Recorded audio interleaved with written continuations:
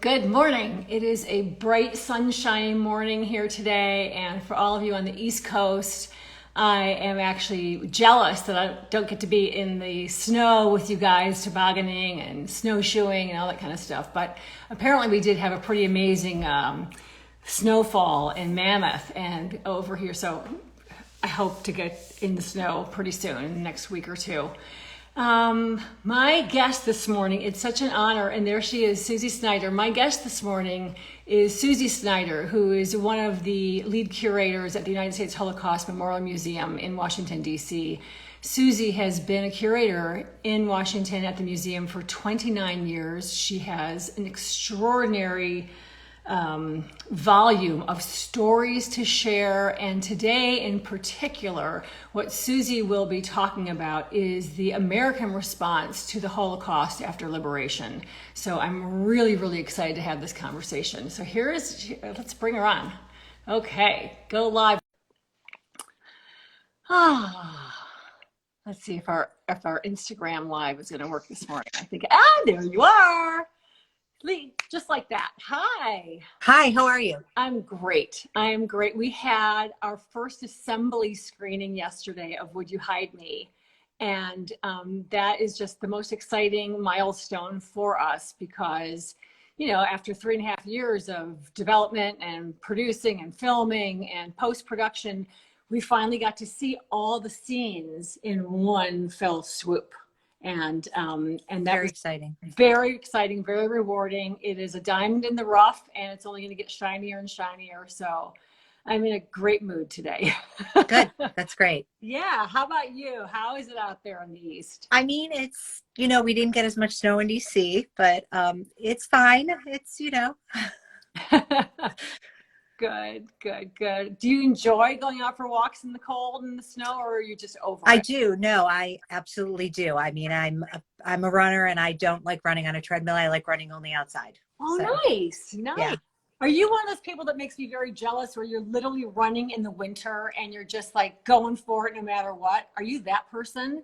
Well, for the most part, I am. The only thing that really stops me is the slickness and the slipperiness because I don't want to fall. And, but I mean, yes, I'm from Chicago. So I ran with my father when I was in high school and he ran in any kind of weather. So. Oh my gosh, I didn't know that about you. That's really cool. Well, I'm officially jealous. So I never had the heart to run in the winter. Never. So let's talk about your topic this morning, the American response to the Holocaust after liberation. And I am so excited to learn what you have to share. How shall we begin? What would you like to lead with? Well, I also want to talk about a little bit before the Holocaust, but Great. I think especially after the Holocaust, it's interesting. It's not unusual to me. It was not unusual to me that people in other countries viewed Jews leaving and coming to their country as people who were going to take jobs, take resources. And this was one of the things that really stopped countries from allowing Jews to enter, and anti-Semitism. I mean, obviously there was anti-Semitism, and there were polls that were done, in 1938, 1937. People knew that Jews were being persecuted, and the question of whether or not they felt bad was, yes, they felt bad. The question of whether or not they would allow them to come in their country, no, they wouldn't. So they felt bad, but they didn't want to open their borders to other people. And then, in 1938, there was a conference in Evian-les-Bains, France, and more than 20 countries were represented. And no country except for the Dominican Republic would agree to take Jewish refugees. Wow. And so Jews, started to have to search for different places to go. They went to Shanghai, China. They went Trans-Siberian Rail into the stands. They went to, they went into South American countries. And even those who got to England, the persecutions continued in a way because after the Nazis invaded Belgium, France, and Holland, Jews were often deported to internment camps because they were considered enemy aliens. They weren't considered Jews who needed to flee persecution. Mm-hmm, mm-hmm. And this is very problematic before the war, but after the war, when you look at the hundreds of thousands of Jews that survived the Holocaust and they're stuck, they can't leave. Mm-hmm. Um, your family was an exception because they were orphans. Orphans were the exception to the rule. Often orphans could come as early as 1946. Mm-hmm. And that's your family came 1946, if I recall, correct? Yes, Yeah. May 20th is when their ocean liner landed at New York Harbor, and they were actually on the very first ocean liner that was allowed to come to the United States. hmm And when we meet with survivors of the Holocaust and we hear that they were able to come in 1946, we Mm-hmm. automatically assume they were children, they were orphaned, or they could have been teenagers. So, like your family, I work with a survivor who was part of the Kinder Transport, Mm-hmm. and they all survived in England. And then in 1946, they were able to come to the United States early. They were all orphaned, Mm-hmm. but the youngest was approximately 8 or 9, Mm-hmm. and the eldest was almost 20. So at that point, Yeah. she was working on her own. So they ended up in the United States. They were orphaned. They were also living in different situations. And at one point, Esther was living in a situation with an aunt and uncle who were not equipped to take care of her at all, and Mm-hmm. ended up living with her oldest sister, Mm-hmm. who was just starting her life out. And so her oldest sister, as I mean, this probably sounds very familiar to you. It becomes a situation where the oldest sister really becomes sort of maternal. Absolutely. Yeah. So, Yes, for and sure. And I want to just add too that even though my uncle and aunts and my mother were able to come over as orphans, they still had to be sponsored.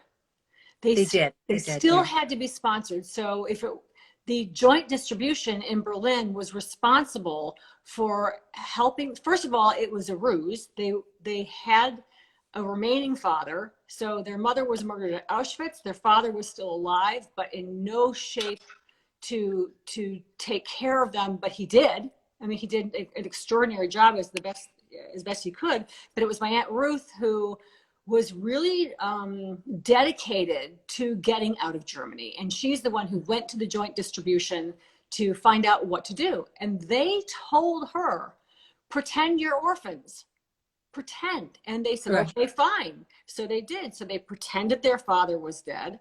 And because of that, at that time, there wasn't always paperwork to prove it.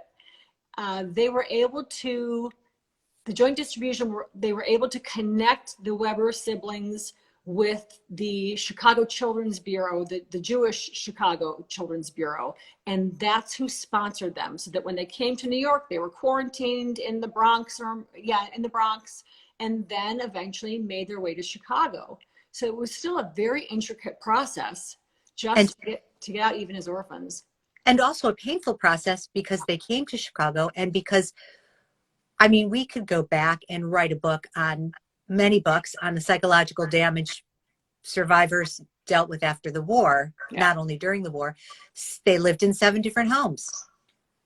And that was a tragedy. That's a tragedy to break up a family who exists as this is their immediate family. And so, because they were children or orphaned and they could come here, they were different than survivors who survived the camps, who were older, Yeah. who ended up in horrible living situations right after the war. Mm-hmm. And a member of the FDR's cabinet during the war ended up coming over and doing a report in August of 1945, Earl Harrison, and he discussed how these Jews were living in a terrible situation. They were living in a terrible plight in the country which imagined their murder, started the process of their murder.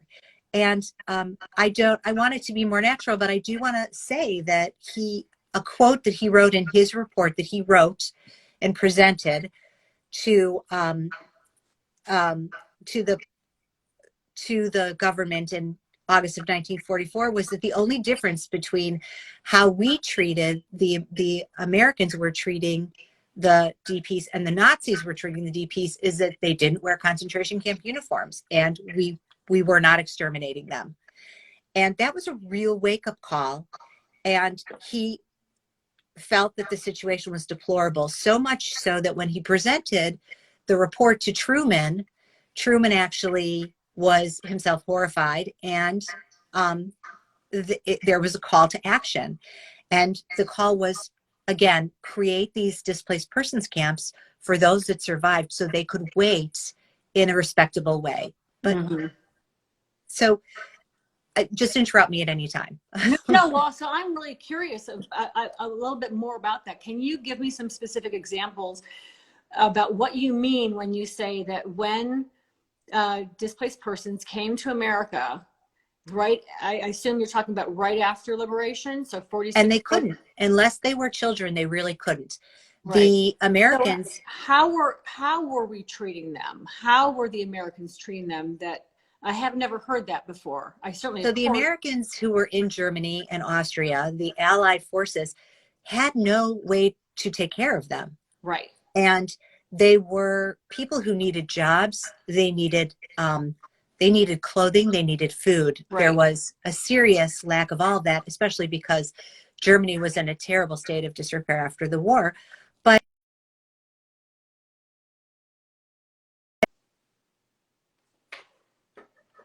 we did the right thing. There was a lot of work to be done. So displaced persons camps were set up immediately in 1940, late 1945, early 46. And a lot of these displaced persons camps ended up being very close or near to camps in which people were liberated. So the largest so you're talking right. about the displaced persons camps that the Americans set up in Europe. And the British. And the British. Okay, now I'm following your train of thought. So instead of living in Germany amongst the normal German population, right.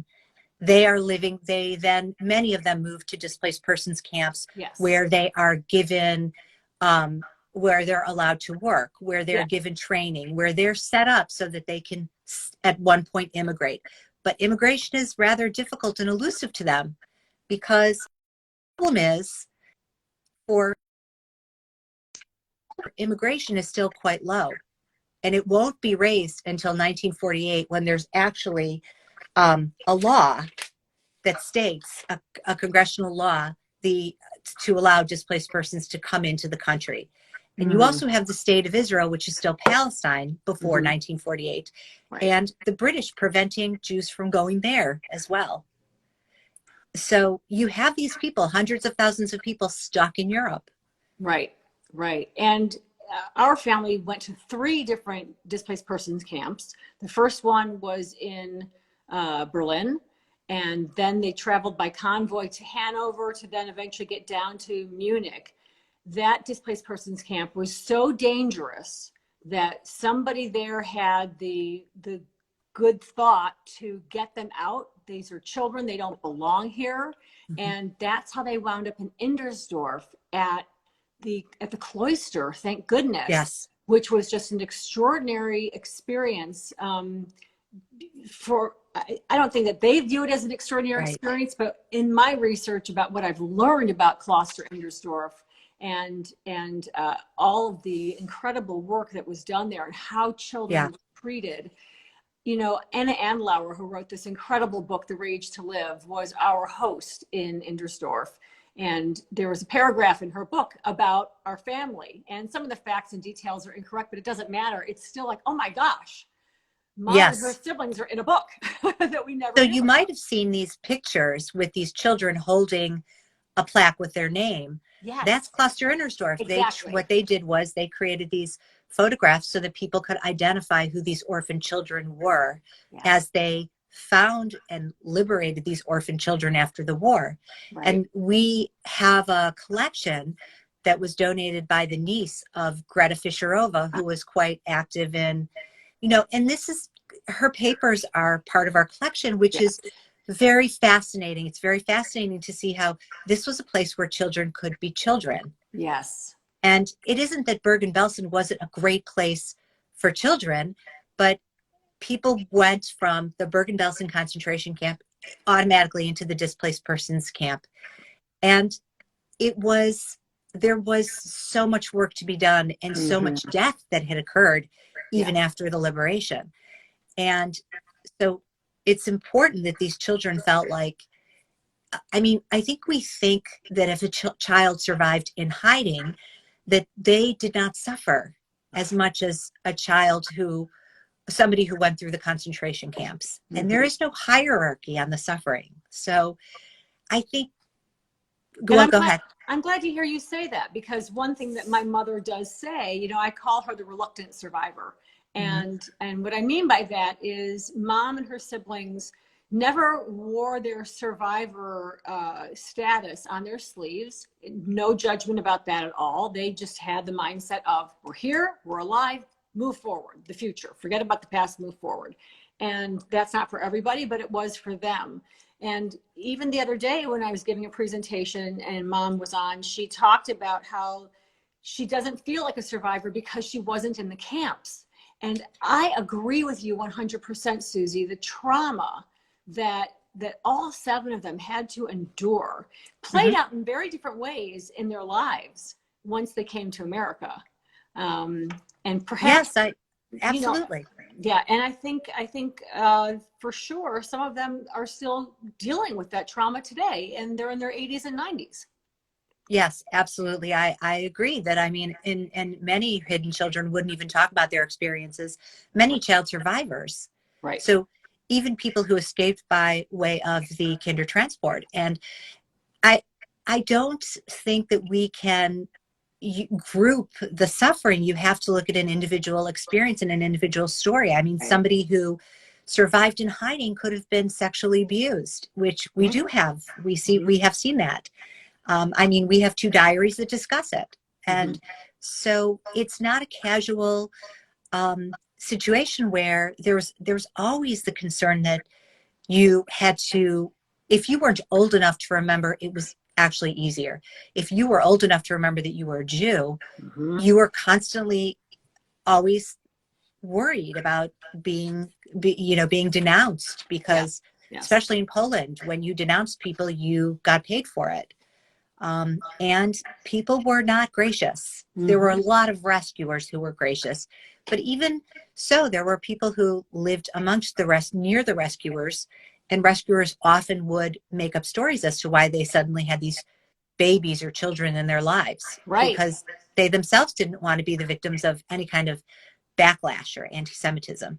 Absolutely, for sure. I mean, our family, I believe, truly survived by the grace of God, but also because they were baptized. Hmm. My mother's father was a Catholic man born in Paderborn, Germany, was traveling as a salesman in Hungary, fell in love with my mother's mother, who was an Orthodox Jew. He converted to Judaism in 1925 and, and was a devout Jew as an Orthodox Jew. But eventually, after Lena was murdered, he felt the need to protect his children, of course, and one of the ways was through the Catholic Church. And, you know, I think, of course, everyone did anything they could to survive, no matter what. Yeah. So perhaps we're trying to piece the pieces together about, or I'm trying to piece together the pieces between 1939 when my mom was born and 1945 liberation. How did they survive in that time period, which was the most dangerous time period for sure?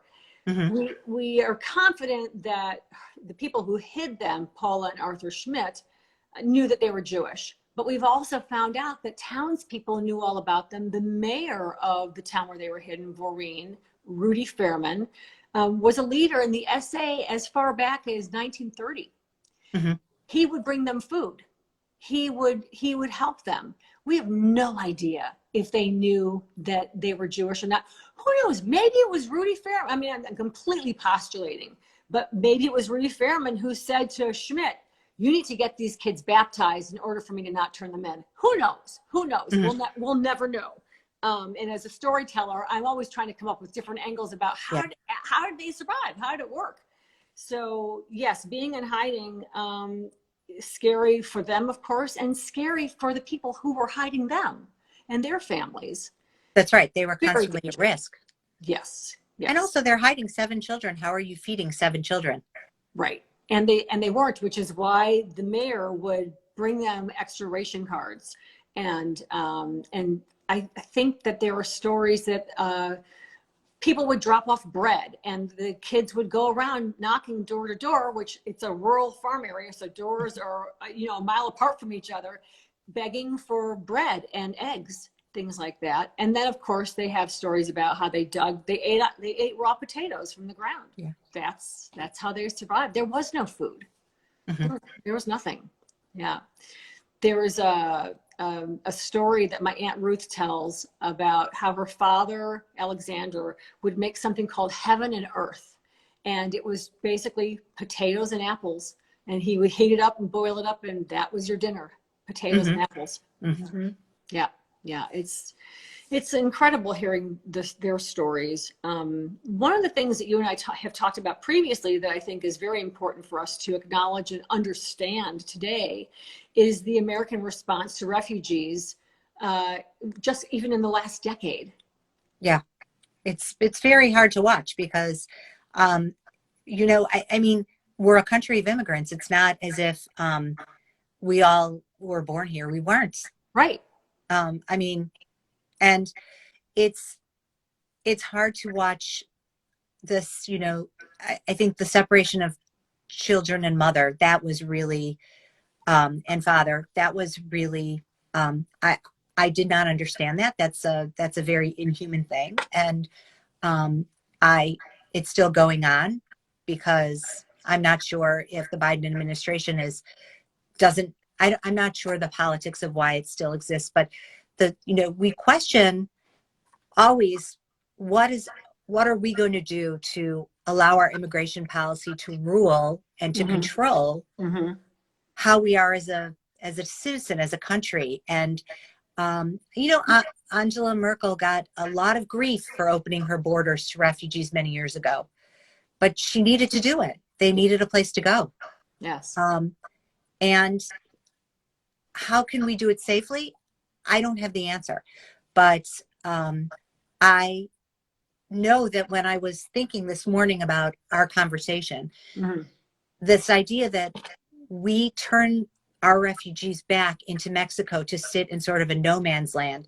In 1938, the Nazis put German Jews who were of Polish origin out of Germany, and Poland would not allow them to come back into Poland.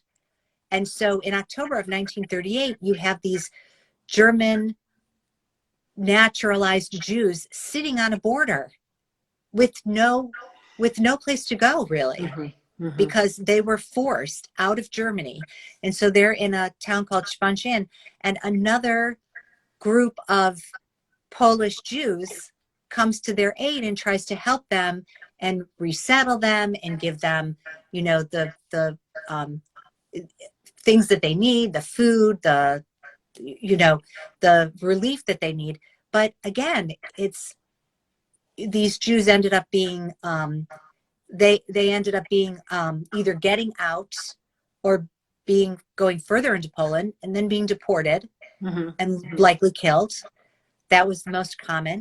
But to decide on a whim that you're going to turn these people out of your country. Right. And these people had been in the country for many, many years. It wasn't that they just had gotten there. Mm-hmm. Mm-hmm. So we're talking, people who were established. Yes. In the country. Right. Can you talk a little bit about the distinction between both are bad and wrong, but the distinction between the Obama administration and the Trump administration regarding our borders and the camps. I'm going to call them camps because that's what they are. These tents Right. are just camps of displaced persons on our soil. I mean, I can't really speak to it politically, but I mean, I can say that the optics are not great. They weren't really great with the Obama administration either, but I think that the Trump administration actually enacted these laws that were really grueling and very, very difficult to the the population trying to get rightful immigration in this country. Right. And the other thing is that I think immigrants also don't know what their rights are when they enter this country. Mm-hmm. And they assume that they can be stopped, they can be taken, that things can be done without a warrant. And I think, the education of incoming immigrants is important so that they understand what their rights are too. Is there a resource that we could share with immigrants who are seeking asylum and wanting to come to this country because they are literally fleeing for their lives? Nobody leaves their homeland on a whim. I mean, come on, Right. let's be real about this. People that are trying to come here are coming for very, very good reasons. I mean, what do I know? Do I know that for a fact? I don't know. It's certainly my intuition and it's my hunch. But is there a resource that we could share with them so that they know what their rights are? Right. I'm sure there are resources. I'm sure. And I don't know exactly what they are, but I think that, Well, I hope anybody who's watching today or watches the rewatch of yes. this interview, because we will post this, it'll always be on IGTV here at Beth Lane Film, and it will also be on our Beth Lane Film YouTube channel. But if anybody knows the answer to that, please put it in the chat. Email me at wouldyohideme.com. You can always find Suzy Snyder at the United States Holocaust Memorial Museum in DC, but that's, this is not really her job to do that, but it is mine. It is, I do feel very compelled to share any information that I have with other people, and people do need to know what their rights are. Right. And, we often talk about refugees from, for example, we're talking about refugees that have come up from South and Central America, but you also have immigration issues and rights policies in other countries. The museum does have on the website the Center for the Prevention of Genocide, and it does talk about current events, what's going on in other countries that have strife and conflict, especially in places like, Myanmar, Syria, the Yazidi, the Rohingya. It's a crisis that continues on a daily basis, and the museum tries to keep the public updated on its website. Well, we have a Nobel Prize winner right now in Myanmar who's been taken. I mean, this is news this week. Horrible, yes. terrible news. And she was already detained for 15 years, I believe, in the early 2000s. So it's an ongoing problem that we all have to address. It's so easy for us to turn a blind eye to other people's suffering. And if we can at least just take one action, if everyone took one action, and it doesn't have to be this huge grand gesture of hiding 7 children. That was an amazing miracle. He happened to have the space to do it. But small actions to help those who are in need, that's something good too. And let's applaud people that can take smaller actions. Well, and that's what the museum asks, is that you consider what your small actions are, that you not just stand by, even when somebody is just getting bullied or. Yeah, absolutely. Well, our banters are short, and I wish that they were longer. But I feel so indebted to you for all the help and support that you've given me and our family, and certainly the film Would You Hide Me? And hearing, I just always enjoy talking with you, Suzy, because you are a wealth, you are a font of knowledge. And you have so much to offer and share, and I'm really, really very grateful. Do you have any other thoughts that you'd like to share before we sign off with everybody?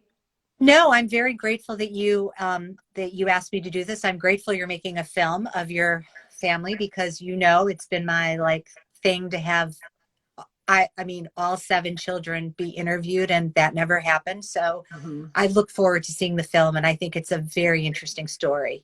Thank you. Well, we're fighting the good fight. Yes, you are. Yeah, that's for sure. We are going to continue with more banters, and I just want to thank you very, very much for joining me today. Thank you. You are welcome to stay on right now. You can sign off. I'm just going to let people know that are on the call right now what we have coming up this Sunday, Karen Wilson Wong, who's a photojournalist and an activist, is hosting what we call a Zoom Saloon.